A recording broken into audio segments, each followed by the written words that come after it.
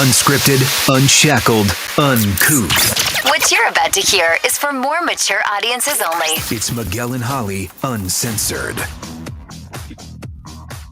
Hello, welcome to Miguel and Holly Uncensored. We are live right now on the Miguel and Holly and the Hits 961 Facebook page and the Miguel and Holly YouTube channel. Make sure if you haven't had a chance to check out our other podcasts like Miguel and Holly Full Show or Miguel and Holly's Blown Off. So if you miss anything, you can always catch the podcast after the fact. Anywhere you listen to podcasts or on the iHeartRadio app, please leave us a review and a rating. We'd greatly appreciate it. And welcome to the Platypus Posse. How was everyone's weekend? Delicious. Pretty good. Delicious? Weekend was good. Oh, I wanted to say something to you, Miguel. Oh. So I feel like on Friday's podcast, you said the words kindred on Hulu like probably 78 times. Mm-hmm. So I watched it. Oh, did you? How much did you watch? Well, anyway, I just too. started it. Did you? Mm. Yeah. I started. Is my speaker on? No, it's not. It wasn't. Okay. I did the first 2 episodes. We did like one episode Friday night, one episode Saturday night. And I was right. I did have some time travel apprehension. Yeah. But it's so good. It's so good. And I knew it would because you always have, great recommendations. And that's usually what I use to talk my person into watching. He's like, who recommended this? And I'm like, Miguel. He's like, well, that's usually good. I'm like, yes. So we watched it and it was really good. But it is stressful because I'm sitting here this whole time. I'm like, but when is she going to get back? And what about like paying bills? I just worry about really stupid stuff that you're supposed to forget about in the context of time travel, but whatever. No, so thank you for the recommendation. Absolutely. And you said you watched it, Producer Kelvin? Only like 15 minutes. I was distracted. A little I was different. like doing laundry or something, but I liked it in what I saw. Mm. Yeah. Holly, your best friend, Erin, texted me yesterday and she said, I'm watching Kindred. I never watch shows, but you made it sound so interesting. This is intense. Yes, it is. It is intense. She didn't even tell me she was watching it, but then again, I didn't tell her either. Surprise. Yeah. And so it was it's very, it is intense. And like, that's why I think we couldn't watch 2 episodes back to back because we needed a minute to digest what had just happened. But it provides really interesting talking points too, just for like sparking discussion after the fact of the episode. Absolutely. It's such a brilliant show. And it's just one of those things that sort of like Holly, you with Spirited, where you're so passionate, you just want more people to like experience it. And so I'm just like, anytime, because I've had several people be like, you've been talking and posting about it. And like poor Abe during the Christmas break, anytime that we would like see someone that we hadn't seen and, how are you? How's it going? I'm like, have y'all heard about this show Kindred? Like they're paying you for PR. Like they're paying you to go out and market this show. Literally. And you and I, Holly, I'm sure you have, Kelvin, in the past, you've been like paid to talk about shows before, endorsements, where, you like it and you love it and you want to talk about it. That's why you're doing it. Yeah. But this is one that I'm doing completely for free because I think it's just so good. I know. It is really good. So thank you for that. I have some more suggestions too, but I'll leave it to later in the week for sure. You got to hold on. Yeah, one girl. at a I don't Hold it. I ain't got time for all that. Yes, girl, I got some more for you. Don't you worry. Holly, you sent us a text this weekend that you said you wanted to talk about something. Yeah. You want to dive into into that right now? I mean, how was Kelvin's weekend? How was your weekend? Who cares? Oh. Who cares? I will say while you're pulling it up, I Friday night talking about dry January or damp January, as moist. My friend Pierce has termed it. Moist. If you're not drinking the entire weekend, moist January. Okay. Dang, I should have said that on the air this morning. I like moist better. Moist. It's still a little. It's just damp sounds just dirty. It does. It sounds like old and like Towel. mildewy. Like a towel that, like, when you, not the like bars, but the little hooks that you put towels on, so it's like bunches together, and then you get it 8 hours later, take a shower, and you're like, that's my life. damp. I have the hooks. So I'm trying to spread them out. Anyway, spread them out. Yes. Or maybe dewy January. Dewy. dewy Yeah. January. It's where you're not doing the whole month dry. Yeah. So like we're drinking this weekend because we have friends coming into town. You're trying to cut back is what you're doing. Yeah, and we have, and so I felt super hydrated this weekend. Like we just drank water and more water, and like Friday night we had a like reception for Abe's dodgeball team that he's joining. And it was like at this like gay sports bar here in Charlotte called Sidelines. Mm-hmm. Of course, him and I are just so awkward. Like just everyone's like having cocktails, and we're just like, Water. hey. Here's my water with lime. Hey. And like people are like, you know, loosening up, and they're like, where y'all from? What's going on? And we're like, we just moved here 8 months ago. We're so excited to be on the team. You're like, well, we've gotten married about a year ago. What's your childhood trauma? Because I'm sober and you're not. So that was fun. And then Saturday we went to go see Avatar finally. And as we were sitting waiting for our friends to show up, Abe was like, my ankle is hurting. Like it's throbbing. And it had been giving him pain all day. Mm-hmm. And so before the movie started, he was like, I don't know if I can sit through the entire 3.5 hour movie with this. Oh, good Lord. And I was like, that's cool. I was like, well, go ahead and go home. The friends that are coming, I'll just have them drop me off when the movie's over. And then halfway through the movie, Abe calls me and he's like almost in tears. And Abe, like working physical labor like he did for so long, owning a painting company, he is used to pain on a daily basis. Right. But he was like, I can't. You're going to have to come home, take me to the hospital. And I was like, oh my God. So I'd like frantically told my friends, I'm like, sorry, got to go. Bye. I got an Uber home and took him to the hospital where we sat for 7 hours. Tell you what. The What did you ER is a do? tough business. What did you do in those 7 hours? Did you watch something? So for the first 2 hours, I was just watching Abe because like literally he was like shaking, like the pain. It was like a rolling pain that would come up through his ankle, up through his leg. And I've never seen him like that. So as he's sitting in a wheelchair, he's just like, so I was like afraid that maybe he would pass out or something. So literally the first 2 hours was me just like looking at him. Then they went and they triaged and like took his vitals and stuff. And then they took us out. Then they took him to get an x-ray. And so literally it was just sitting there, but like the waiting room at an ER on a Saturday night. It is a time. I mean, so there's one story I'm going to tell on the air this week about overhearing conversations where I was like, I shouldn't be listening to this, but y'all are being loud. And holy fuck, this is fascinating. I love it. Oh my God, it was so interesting. I'm going to tell that story on the air. But there was this one guy who I'm assuming had like a high fever and he was like in a wheelchair. And then he was like laying on the ground, rolling around, coughing. Oh no. And I'm not going to say the name of the hospital because this isn't on the workers, because clearly you can only do what you can do with limited resources. Right. But it just wasn't a good look because he was kind of by like the front office where you check in. And as he's laying on the ground, some of the nurses or front office people would like come out and kind of like step over him. And I'm like, not a good look. Not great. Not really what you want to see from the ER. No. So that was awkward. Yeah. There was this old lady that came in probably like around 11 with her family. No, it was actually, I think it was like around like 9. I guess they were at a birthday. Like you can hear so much when everyone's talking. I know you know suddenly everything about everyone. Literally. And you know, my nosy ass, like my ears were up and open and I'm just like a satellite dish, like receiving like all the intel. Mental notes.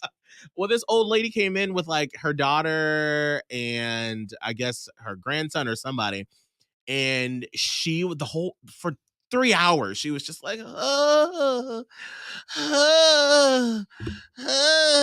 and like if you weren't looking, you were like, what's happening over there behind this partition, girl?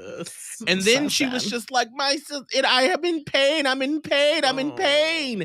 And you felt so bad. And then like after an hour, they brought out just like some aspirin. And they're like, well, you got to wait till see the doctor before you give any pain meds. And she was like, I'm going to vomit. I'm in pain. And so by the time we finally saw the doctor, went back there for an hour, And then we came back out to leave. It was like 2 o'clock in the morning at this point. She was still sitting in the fucking lobby. Oh my God. And I was like, never again. That's uncomfortable. And like, I really pray not to end up in a hospital anytime soon. No. I mean, obviously just for like health purposes, I'd like to not, but Right. also like just with the state of how everything is right now. And it's like you said, like, it's not like on any one person. It's just the way the world is right now. Yeah, I mean, you could just tell. Like, I mean, one of the nurses that came in to wrap up Abe's ankle, as he was like going through his papers, he was like, "Well, 2 days from now on Monday, you can call this doctor." And I was like, "Today is Saturday, so on Monday." He was like, "Wait, I thought today was Friday or Thursday." I'm like, clearly this man is like overworked and like doesn't even know. Oh, no. But then it makes me nervous about like he's treating people medically. It's just like That burnout. But I did have a few people from Charlotte be like, here's where you should go in this case, and here's where I think you are, because I sort of like blotted, like I covered up where we were because I didn't want to like Blast. put anyone on blast. And like every single person from Charlotte named the hospital where we were with the bad service, and it was the other one we should have gone to for better service. And I'm like, oh no. but at least we know for next time. So Right. anyway, that was our experience Saturday night. And then Sunday, we just sat on the couch and I played, Mr. Nurse all day. Yeah. So, Holly, you sent us a text about something you wanted to talk about today. I did. So this whole thing is about my mom. So if you're like, I could not care less about Holly's mom drama, this is just hit the fast forward button a couple times, whatever. So just, fair warning. And to catch you up, like on New Year's Eve, she had been having all of these aggressive, violent behavior issues at her facility. They had gone back and forth. Like they sent her to a hospital. The hospital sent her back. They sent her to another hospital. That hospital sent her back. Then they call me. They're like, what do we do? And I'm like, I don't know. So we had to finally take her to a third hospital for like a psychiatric evaluation because she was so out of control, basically, behaviorally. So literally it's been, and here's like it's a fun dovetail on the hospital story. It's so frustrating because they don't give you information, and trying to get a hold of anybody to get information is like calling a third world country. Like you're like, how do I even get to the right person? It's so difficult. So like my mom is still in the hospital now, by the way. It is January 9th. She was admitted on, New Year's. So it's been almost about 10 days. And they really haven't, it's been like just not a lot of communication to me. The first time that I did get to speak to the doctor that's overseeing her, it's a woman. I was really happy because remember I was telling you last week around this time that it looked like they were headed towards giving her a diagnosis of dementia. And I'm like, that will at least help something. And then I called again last week, midweek, and some random nurse was like, oh yeah, I don't see that. I think that she has a UTI. They're just playing with her meds. I was like, playing with her meds? And what? That's not consistent with what the doctor told me. And I was like, so just done. I was like, oh, you know what? They'll call me if something crazy happens. Right. I don't know. So I was just really frustrated. My person got frustrated. It was just this whole mess. Then finally on Saturday morning, I was able to get through to someone because like for some reason I would call the number and then they would keep transferring me like probably 8 times and I ended up in like the janitor's desk. Right. And they're like, oh, who is this? We can't help you. This is the cleaning service department. I'm like, are you delivering some bleach on Monday, girl? Like what? Like it wasn't really, but like one time I got transferred all the way to this man and I'm like, I'm just trying to find out about info about my mom. And he's like, oh, you know what? I'm not even on that floor. I'm a traveling nurse. I don't have any way to help you, or I don't even know how these phones work to transfer you another time. I'm like, that's fine. Have a nice day. Thank you. Anyway, that was frustrating. So anyway, this morning, while we had a little time before the podcast started, I finally got to their website and downloaded some of the clinical evaluations. And it looks like, I don't know if they're going to go ahead and make the diagnosis of dementia, but it does. That word has been like tossed around a couple times in these things that I've seen. They've done CAT scans of the brain, the chest, all this stuff, everything's pretty quote unquote healthy. But she has apparently been in restraints this entire time. What? Mm. And I'm like, Ugh. what are we supposed to do? I mean, like, they told me at first it was best for the type of admit that she had that they usually didn't do visitors or whatever. So I've kind of stayed away. Not to mention, it's very traumatic. It's very Yeah, I traumatic. bet. Mhm. And I sometimes think it hurts her more than helps her to see me because she gets really angry with me sometimes. So it's just, I haven't gone, which however you want to feel about that, you're more than welcome to. But reading the notes, they're recommending a skilled nursing facility to take her after her discharge from the hospital. And the place that she's been at the last 5 months is not a skilled nursing facility. So I may have to quickly jump on finding her a skilled nursing facility to go to. So there's all this going on. They can't really figure it out. So they are indeed playing with her meds, like giving her different kinds, decreasing these kinds, upping these other kinds. So they're just working on it. But I read in the notes that she has to be out of restraints for 24 hours in order to even think about being discharged. So I think my plan is to go today and see who I can speak to, see her, see how she's doing. I don't know. One nurse recommended palliative care, which is just care that tries to make somebody comfortable. So I'm like, well, what does this mean? Is she dying? Like, can somebody tell me what's going on? It's really frustrating. So I have all of this going on in the back of my mind, and getting to the point of the post I sent you. I was on the Facebook memories this weekend because that's the one thing that I probably like about Facebook the most is that I used to post all the time. So it's like a portal into like a 10-year or less span of my life where I was like, oh, remember that? Or there's a picture of Maya from when she was 2, whatever. And the post that I found happened yesterday. And this was from 6 years ago. So January 8th, 2017, I posted this on Facebook. I said, we're putting away Christmas today, which is funny because we were putting away Christmas yesterday as well. So we're putting away Christmas today. As my mom goes deep into a closet, she finds a bag full of food. What is all this? She asks. I don't know. I say, I didn't put it there. She said, oh, wait, it's for when the Walking Dead come. What do you call it? The zombie apocalypse? It's ramen noodles. I put it here a while ago. And I followed that by saying, best conversation ever. There's all these, like 155 people liked it, laughed on it. We're all just dying because Margaret's hilarious. She's preparing for the zombie apocalypse.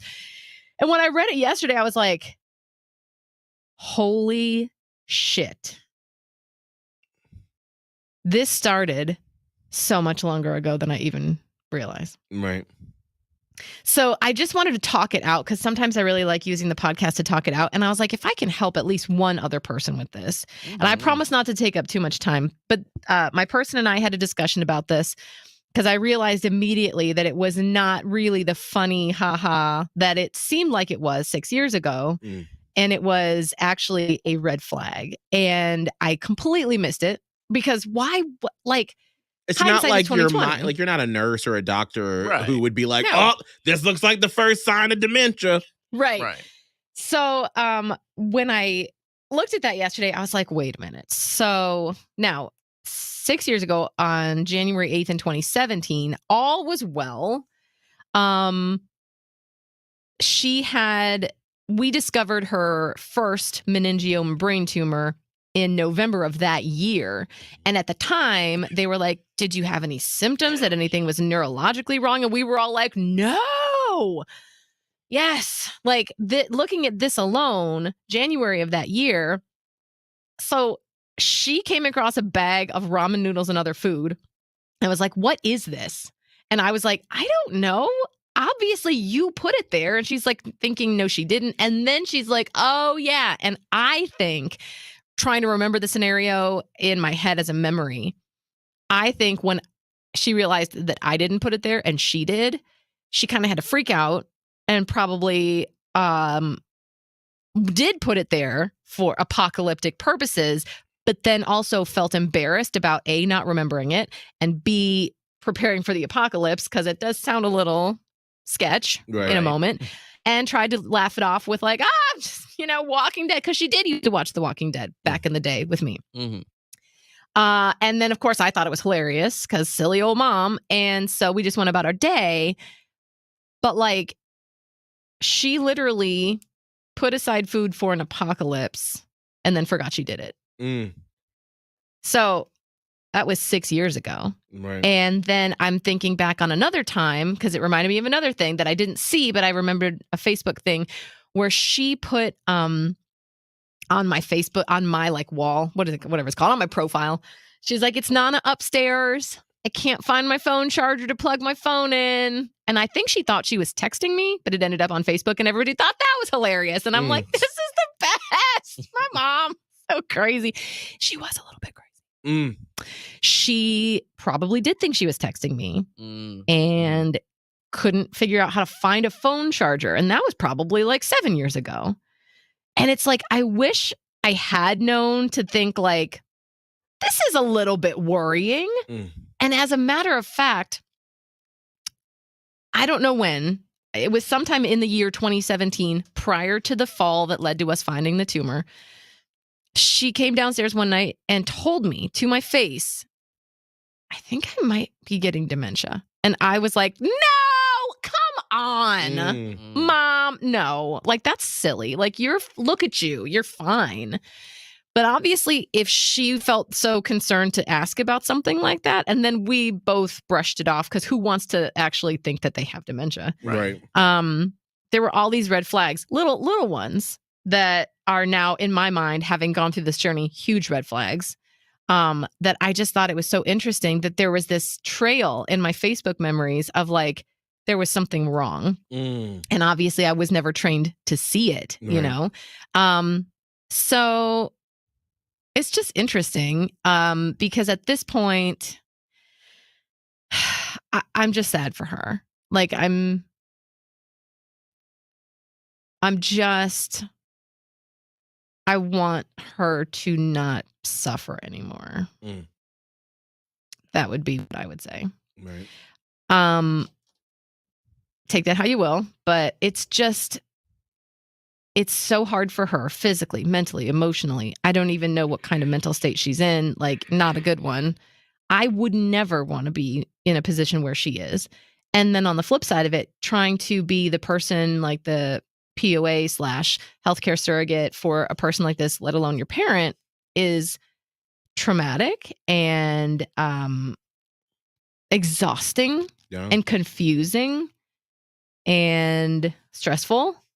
And I really wouldn't wish this scenario on anybody. So I saw that and I was like, oh man, I would love to talk through this with the hopes of maybe helping someone else recognize when someone starts to do things that are a little quirky or out of character. And I say this because I'm like, I think this is my lot in life to learn or something, like some kind of cosmic karma or something. But like, I'm going through all this stuff with my mom's mental health. My person has bipolar disorder. So we've learned a lot about, brain issues on his front. And it's so interesting that obviously not every weird quirky thing is like, oh, that's something like that's a red flag we should all pay attention to. Sometimes it is just a thing. But if you start to like maybe notice a couple patterns of irregular behavior or out of character behavior, or like I said, quirky things, it doesn't hurt to take it seriously. Yeah. I guess that would be 100%. the message. What, or is there anything that can be done? Like, let's just say that after the ramen thing that you all would have been like, this is funny, but there have been a couple of other things. Like, Mhm. Are there things that you can do to stop that? Or would have approached things differently? Because if you don't know, like how this whole thing started with Holly's mom is she was walking their dog, fell, and they went to the hospital, and then they did a scan, and then that's where this whole journey started. Yeah. Do you think that things would have gone differently if you would have discovered it beforehand? I don't know how much differently they would have gone, but I do feel like it wouldn't have been such an emergency rushed process from the get-go, and maybe we could have had more control over things. Like, and she could have at that time spoken up about her own care, because I feel like one of the threads of this whole thing is that people don't believe me. Like, it feels like no one believes me. It's so exasperating, and it makes you want to just give up. But as a person who clearly, out of all these doctors and nurses and other things, like, I know this woman the best. And when I'm telling you this isn't right, like, I understand they have to do tests and run tests and run diagnostics and all this stuff. But like, when I'm telling you this person isn't right, I wish that they would just believe me. And I have the most problems with neurologists. But I feel like maybe if we had paid attention enough back then, maybe we could have done a better job of taking charge of her own care, and she could have been like able to advocate for herself, so that I don't know, maybe they would have taken her more seriously when she's like, here are concerns I have about myself. Right. And I don't just look like some kid that's like, oh my God, my mom's sick. I don't know, she's being weird. Like, you know what I mean? It right. just, maybe it would have had more gravitas if she would have said, Right. here's what I'm having trouble with. And maybe they could have given her a test back then. Maybe they would have found the tumor earlier, and we could have like done, instead of like rushing into surgery within a day or two when she fell, we could have done like a slow, studying and hospitalization or something.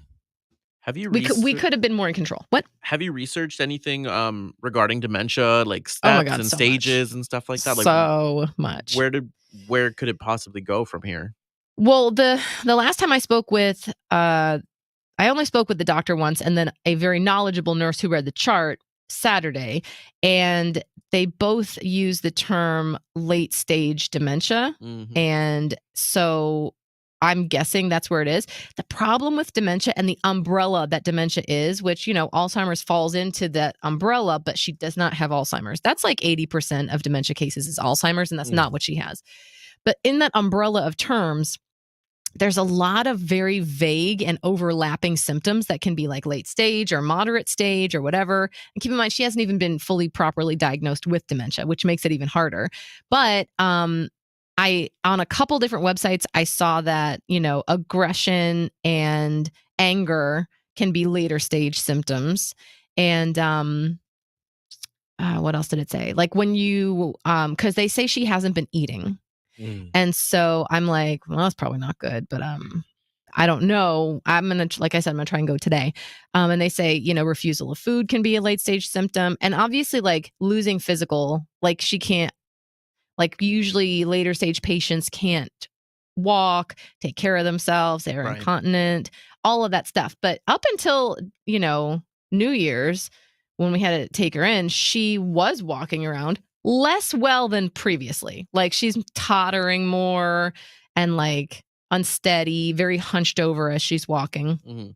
But for me, it's just, I don't think they can figure out either, like why she's so aggressive and weirdly comes up with the strength to do all this. Because from what I can tell, like when you're in like the very final stages of dementia, you're pretty much bedridden and you don't communicate and you don't eat, you just lay there. And it's like, she always got to be fighting with somebody. So she's obviously got the energy to do that. Right. Because they have restraints on her. So it's just really, it's just sad. It's just sad. That's one of the just most unfortunate things about the life cycle is when you get to that point in life of not being able to control your body, when you're like, your mind is there for some people, and sometimes it's your mind and your body, and you just, it's like your heart goes out and you just wonder like, what is happening in there? Like, what are they thinking? The thoughts are very disjointed. Like, I can't imagine, what that must be like inside. Me too. And I feel like it's mainly, it depends on which part of the brain is damaged. And I think her damage started with that first tumor, which may have even, I think, traumatic brain injury can start to cause dementia, which I think is what happened Accelerate it. with that first. I'm sorry. It could accelerate it. Yeah. Mhm. Well, it can accelerate it. Yeah. And it can even cause it. Like if you have if you have a stroke, that can lead to dementia, or if you have like traumatic injury, which is what I'm saying. It was traumatic injury. Even though she didn't have a stroke, the recovery was very stroke-like recovery from that first surgery. And it impacted her communication ability. So I think that's where it all started. And it's just been getting worse like this the whole time.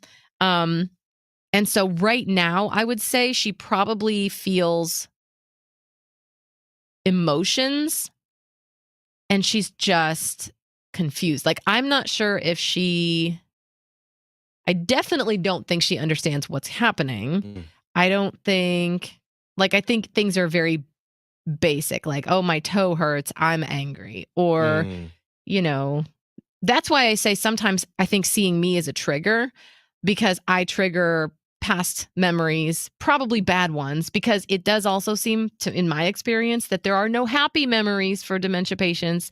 They're literally living their traumas, which is, you're in hell, right? Good Lord. Like you don't remember any happy times. You Right, just remember the shitty times. So then she sees me, think about any fight we've ever had. And then she's just upset and she wants to tell me about why she's upset and what I should be doing and why aren't I doing more and all this. Which, of course, is triggering for me because I'm like, clearly I'm not good enough and I've never been good enough and I'm not going to be good enough for this person.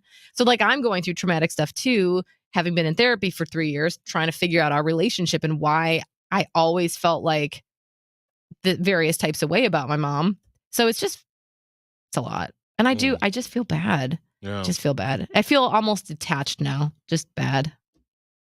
No, I feel that. That's how I felt with my grandma towards the end, where it was like she was such a shell of who she was. Yeah, and you're like, just, you don't want them to be living like that. No, and just knowing that she used to bebop around town and go out of town, and we'd be like, "Grandma, where you at?" She was like, "On the road." She's always gone, and then to go from that to just being in this bed for like the last 4 years of her life, and just barely able to say words, and you're just like, my God, I know.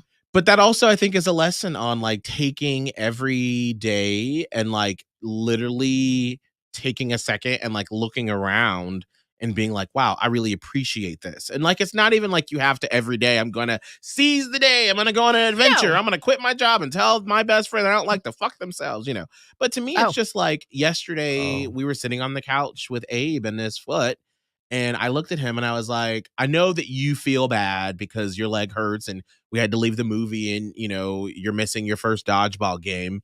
But these are the moments that I truly love between the two of us, is that just you and I sitting on the couch all day, being silly, watching dramatic shit, and just enjoying each other's space. Mm-hmm. Like those are the moments where I feel like just recognizing the moments that you're in. So hopefully, if you ever do get to that point of like where your mom is or where my grandma was, where it's like when you're just sitting there, you have those moments to pull from, later on in life. You just, you hope. You hope. And just life is so short. Like it just makes me just really try to appreciate every moment, and not the toxic positivity where it's like every moment has to better be grateful for everything. But like it does really make you look at the good things that you have in life as a gift, and feel grateful for waking up in your own bed and not in a hospital bed. And I'm not saying, well, because you didn't wake up in a hospital bed today, like what do you have to complain about? That's not what I'm saying. And we all do have stuff that we're dealing with, obviously. But to try to find some of those moments in your life that you can hang on to and you can be grateful for, because we just you don't know how long you have. You don't know what the end of your life is going to look like. We can plan and we can save for retirement and be like, well, I'm going to go on cruises in my 70s. That's probably what my mom thought too. Right. And she's been in and out of the hospital in her 70s and has now lost her mind. So I just don't put off, your life. Don't put off your life. And reflect, which is what I'm hearing from like what both of you were saying, is to just maybe take a step back and just kind of see your surroundings. Yeah, bird's eye view a little bit. Yeah. Yeah. So I thank you for sitting through that. I know it's not the most exciting, fun, funny, like, That's what the thing podcast for a is. podcast. But I really wanted to use it as a mini therapy to talk it out, even for myself to hear it. And then, like I said, maybe just inspire one person to tuck the note away, just to always be aware of what's going on around you.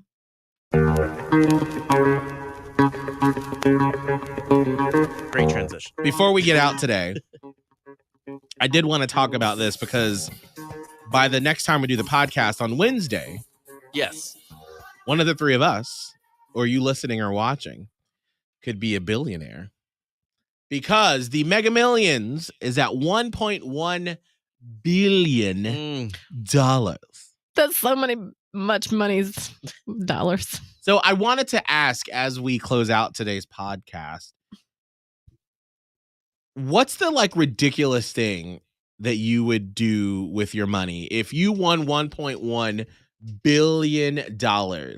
Like, here's some examples that I found. This is from an article I found. People have said if they won that much money, they would hire celebrities to appear at parties at their house. Because, you can pay for Beyonce to perform at your birthday at your house. Oh my God, that is so true. For $1 million. Yes. Would you have Beyonce perform at your birthday party? Hell yeah. Commit a crime just so you could bribe your way out of it. Why would you gamble like that? Why would you take that risk? Probably the people that like to steal stuff are like, let's see if I get away with bribing somebody. What about setting up a private boarding gates at the airport with your own bar, lounge, food, bed, gym, shower, sauna? Because LAX and LA at the airport for the very, very rich, they have those there. Oh. Or would you clone your animal that passed? No. I would. It's 50,000. It's 50,000, and Barbara Streisand did it.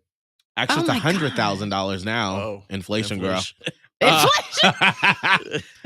Or you can do a true home movie theater, which costs about $35,000, and you can actually pay $500 to purchase movies when they become public to the theaters. So would you go to the theater? I'm not doing spend that. $35,000 to have a theater, like you go to Cinebistro or Cinemark here? Would you do that in your house and then pay $500 to see Avatar before it comes out in theaters? What are some of the things that you would do if you won $1.1 billion that are ridiculous? I want a private chef so bad. Same. I just don't want to fucking cook. I hate cooking. Not that I hate cooking. I hate having to do it, but I love to it's an intimate thing. I love it. But sometimes when you get out of work, I don't want to do it.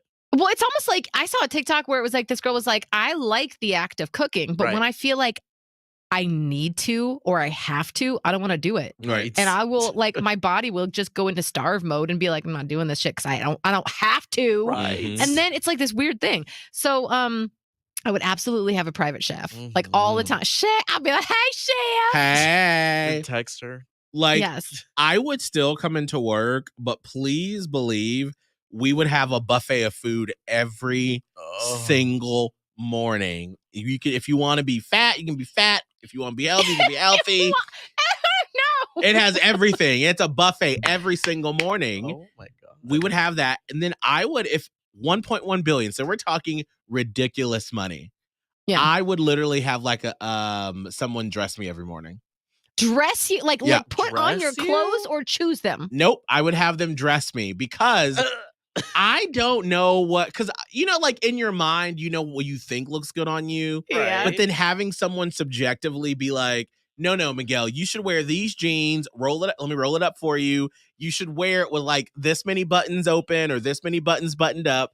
I would fucking pay someone to dress me every single day. Do they have that? Yes, girl. I bet they do. Yeah, somebody. That's like you're in Downton Abbey. Yes, a valet. Yes, I have my valet. I would pay them to lay it out for me. Here's your Monday through Sunday. If I can afford it. Outfits. Mm-hmm. You would do that. Yeah. Mm-hmm. I would want someone to buy me a whole new wardrobe. I mean, I would pay for it, obviously, but just go tell me what I would look good in and pick out the size. I don't have to worry about. I don't want to have to worry about things. I think you're right. I think it would still come to work. Maybe we'd come to work 3 days a week. I don't know if we work that out, but I'll tell you what we would do. That's true. So I wanted to still do something I'm passionate about, but I don't want to have to worry about shit. I Right. want someone to pay the bills. Mm-hmm. Like I want to, but see, then I would be worried that person would somehow screw me. So I'd Like have you to still go have through to a look really- over stuff. Yeah. I'd have to go through a rigorous process. Mhm. But like I would have someone figure out this stupid situation with my gutters that's going. Maybe I just buy a new house. I'm about to Like, say, I girl, would if you don't get up out of that house, girl. With right. them damn fans. He's got $1.1 billion. And she's like, I'm going to sit right here, girl, in this house in St. With Pete. the fucking gutters. I'm gonna save money. I'm gonna save it. If you don't, I'm going to push you out of that house. Life to be easier for me. So like the chef, and like I want someone to shop for me, and I don't want to have to worry about paying the bills or like my escrow just went up. Like deal with that. Go make a plan for grocery shop. Like I don't want to worry about anything. Mhm. I want like my fridge always to be stocked with the Trulies I want, and if it's not, I'll be like Jasmine. No. See, Holly, listen. You won't have a fridge of Trulies. You'll have Truly on tap because you will pay Truly. So all you got to do is you'll have all the taps of different flavors. You just get a cold, frosty mug. Pull that tap open, girl. Get your Truly just the way you want it, honey. Citrus tropical punch is not invited to the party. I will Listen, drink the other bye. 3 flavors from the fruit punch pack, but not the citrus. They can go F itself. But yes, Mhm. I don't know how to be that rich. I would. That's I what I'm saying. do. I fix my gutters. I know how to spend this money, girl. And let me tell you, if we won that much money, we would buy the rights of our show from iHeartMedia. And so then we would have our Miguel and Holly LLC. We would then, they would pay the company to run our show, so then we could do it however we wanted to. And so then we would do like some other high profile syndicated morning shows do, where we would come in twice a week and just record some shows. Yes. And then they would edit it up. We just come in, we like do our funny and then boom, and then like they watch everything. So like if there's like breaking news somewhere, they're like, hey, Miguel, you're in, Spain. Holly's in White Lotus in Hawaii. Kelvin's over in Australia. We need y'all to patch in to do a quick break about this breaking news. And we got have it all the done. technology. Yep, we have it with us at all times. And then boom, we're done. That's it. That'd be great. I would do that. Like I'd be in Yes. the middle of whatever, and I'd be like, so I'm just gonna go do radio for a second. Hold on. Yeah. And I would do it. Yeah. So we still keep the empire growing because you still want to make money and you want to be relevant, and pass the business on or something like that. So, girl, I know how to spend all this money. honey. She got the plan. Girl, Yeah, I Very know. intricate. bitch, I got like. It's like, do you even thinking about this? Because I'm over here like, oh my gutter doesn't need to be fixed. Like Our what? gutters. Yeah. I got like 5 different file folders about like, if this happened, here's what we would do with the show. If this happened, Oh. here's what we would do with the show. And if this happened, here's what we would do with the show. Plan A through D of Yes, I am always ready. I love All it. right. Well, good luck. $1.1 billion. It may go up Mhm. as we get to Tuesday night. Tomorrow night. Yeah, Yeah. Tuesday night. So good luck. Okay. Holly, what's your social media? Radio Holly on Instagram and TikTok and Twitter. Producer Kelvin. At Kelvin Live, TikTok, Twitter, Instagram, and something. It's coming soon. What's something? You're gonna have Hey, to stop asking. find Hmm. out. Mhm. Mine is Miguel Fuller. You can find me on Instagram, TikTok, Instagram, and Be Real. Also, I'm hopping back in. I have now slowly floated my way into the new year. So I did my first Peloton ride this weekend. Woo! And so now I'm like slowly ramping it back up. So if you want to do some rides together, you can find me on Peloton as well, under Miguel Fuller. All right. We will see you all here on Wednesday. Be blessed. Miguel and Holly Uncensored. Catch it on the iHeartRadio app or anywhere you listen to podcasts. Like, when have I ever said And be what did blessed? Kelvin say? Be And highly blessed. favored. Like what? Blessed Okay. and highly favored. Girl, happy That's New it. Year. It's